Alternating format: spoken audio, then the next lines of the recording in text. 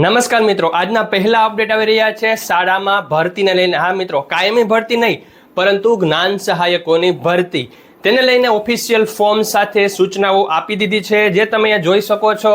જેમાં જ્ઞાન સહાયક યોજના અન્વયે જ્ઞાન સહાયકોની નિયુક્તિ સમયે કરવાના થતા કરારનો નમૂનો તેમજ કરારની બોલીઓ અને શરતો, જેમાં કરારનો નમૂનો તમે અહીંયા જોઈ શકો છો। વિષય છે જ્ઞાન સહાયકની ખાલી જગ્યાએ કરારના ધોરણે કામગીરી આપવા બાબત, અને નીચે જ્ઞાન સહાયકની શરતો અને બોલીઓ આપવામાં આવેલી છે।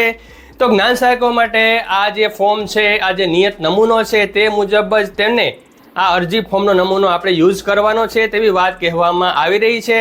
નેક્સ્ટ અપડેટ આવી રહ્યા છે, એ આવી રહ્યા છે ધોરણ 3 થી 8માં વાંચન લેખન ગણનની જે પાયાની બાબત છે તે કરાવવામાં આવતી હોય છે, તો તેને લઈને ઓફિશિયલ પરિપત્ર કરી દેવામાં આવ્યો છે, જે તમે જોઈ શકો છો। જેમાં ધોરણ 3 થી 8માં વાંચન લેખન ગણન સુધારણાની કામગીરી મિશન મોડમાં કરવા બાબત જે જીસીઆરટી પ્રાથમિક શિક્ષણ વિભાગ અને સમગ્ર શિક્ષાનો પરિપત્ર તમે અહીંયા જોઈ શકો છો।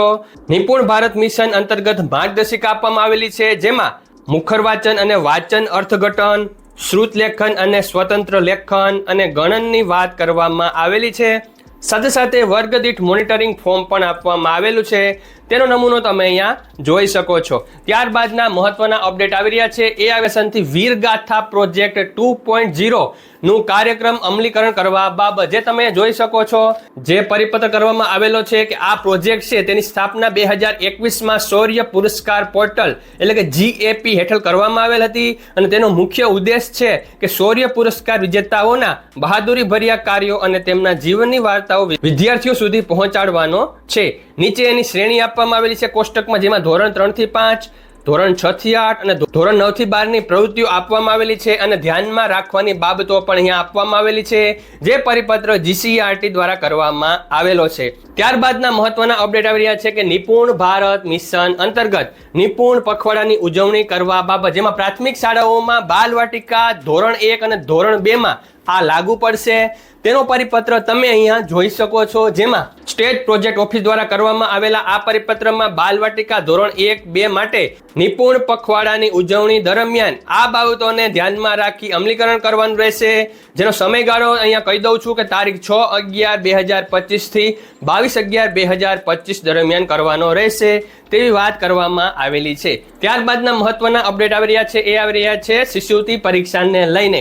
હા મિત્રો, પ્રાથમિક શાળા અને માધ્યમિક શાળાઓમાં પીએસસી અને એસએસસી દ્વારા પરીક્ષા લેવામાં આવે છે શિષ્યવૃત્તિ માટેની, તેને લઈને પરિપત્ર એક સામે આવ્યો છે, જેમાં જે આપણે ફોર્મ ભરવાના હતા તેની તારીખ આપણે ખબર જ છે કે તારીખ 1/10/2025 થી 15/10/2025 દરમિયાન તેમના ફોર્મ ભરવાના હતા, અને તેને 1/11/2025 સુધી ફી ભરવાનો સમયગાળો આપવામાં આવેલો હતો, જે હવે લંબાવી અને 6/11/2025 સુધી ભરવા માટે કહેવામાં આવી રહ્યું છે।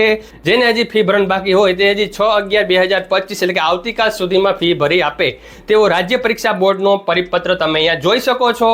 ત્યારબાદના લાસ્ટ અપડેટ આવી રહ્યા છે, એ આવી રહ્યા છે વાવ અને થરાદ જે નવો જિલ્લો બનેલો છે ત્યાંથી જિલ્લા શિક્ષણ વિભાગ દ્વારા જે પ્રથમ પરિપત્ર કરીને જાણ કરવામાં આવી છે કે પ્રાથમિક શાળાઓમાં કઈ કઈ નવી પ્રવૃત્તિઓ કે કાર્યક્રમ કરવાના થશે, તો આ પરિપત્ર તમારી સામે આવી રહ્યો છે, જેમાં તમે જોઈ શકો છો કે તમામ પ્રાથમિક શાળાઓમાં આ મુજબના કાર્યક્રમો અમલીકરણ કરવા જણાવવામાં આવે છે।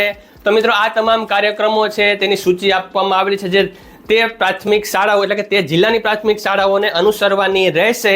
તમારા આ વિશે શું કહેવું છે, કે શું આ સારો એક પરિપત્ર કહી શકાય? તમારા મંતવ્યો, આ વિડીયોના મંતવ્યો કમેન્ટ બોક્સમાં જરૂર જણાવજો। તમામ પત્રકો પરિપત્રો તમને પીડીએફ સ્વરૂપે તમને ટેલિગ્રામ ચેનલ ઉપર મળી જશે। ટેલિગ્રામ ચેનલની લિંક નીચે ડિસ્ક્રિપ્શનમાં છે, જેમાં 1400 થી પણ વધારે શિક્ષકો જોડાયેલા છે, તમે પણ જોડાવ અને તુરંત જ અપડેટ મેળવો। આજનો વિડીયો કેવો લાગ્યો જરૂર કહેજો, વિડીયો ગમે તો લાઈક કરી દેજો, ચેનલ સબસ્ક્રાઇબ કરી બેલ આઇકોન દબાવી દેજો, જેથી કરીને તમને નવા નવા અપડેટ્સ મળતા રહે। થેન્ક યુ વેરી મચ, જય શ્રી કૃષ્ણ।